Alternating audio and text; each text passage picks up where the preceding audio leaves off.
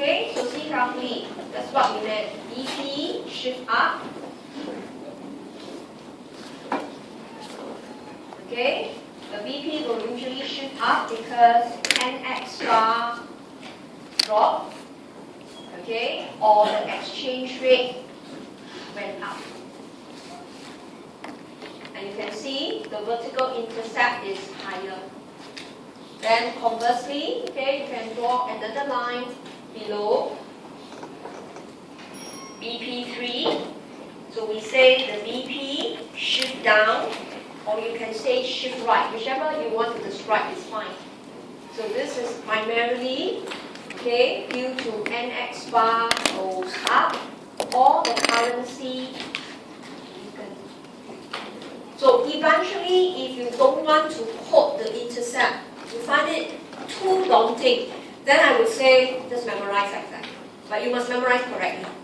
Right? BP shift up is due to NX bar went down, E bar went up, so E went up. And the reverse is for BP3. So I rather don't memorize, I rather write down the analysis, take 1 minute to derive the BP function, quote the intercept, then I'm 100% accurate. But it's really up to you. Right? So the equation that we have just discussed, the BP function, is useful to actually dissect for us slope and intercept, so that we could readily know who will shift the BP function. Okay? Now, if you look through the discussion, something was missing. We did not discuss one of the items. We keep discussing NX bar, NXE. We didn't discuss I star. Alright, okay, so how would I star affect the BP curve? Okay, so this is what I want you to do. Go to the bottom of your lecture notes. There's a little space at the bottom. Okay, we want to highlight. If you want to discuss I star, you can't use this diagram. Okay, how do you discuss I star? So at the bottom of page 28, okay, see carefully. If you think it's too small, just put on a stick-on pattern, put a note there. If you want your vertical intercept to be I star only, right? You want I star to go up and down to change your intercept. Okay? This actually implies F is infinity. Okay? So if you're not sure, double check. Vertical intercept was I star minus NX bar over F plus NXE over F. Look at the entire equation. If your F is infinite, this whole term here will go 0.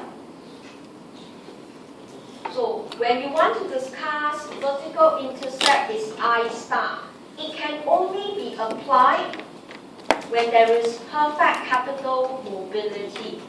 In other words, the diagram for BP is actually horizontal line. So you get I star 1. So when I star goes up, okay, so if foreign countries, not us, if foreign countries raise interest rates, your BP shift up. Then conversely, if your foreign trading partner, or we say, okay, world interest rates were to drop, the BP will shift down. So you have seen this in year 1 economics, shift for horizontal BP, but you may not have engaged into a detailed discussion. Right? So in this case, the usefulness of the intercept not only tells us the component, it could further tell us if we want to change I star to shift the BP curve, it's only applicable for horizontal BP, not the standard upward sloping BP at all. Okay? Now, we don't discuss vertical BP shifting because it's not realistic. In macro, we want to cover something that is more real and applicable to what we see in the world. So we will discuss upward sloping and horizontal BP shift. We don't discuss vertical BP shift, right, in our syllabus. Right? Okay, so this is what we call mathematical method. All I did was I derived the BP function, I dissect the intercept and the slope, and I use the intercept, I examine every variable that tells me how the BP could have shifted. Alright, so in this case we have discussed Y star, protectionism, exchange rate. So that was for the upward sloping BP.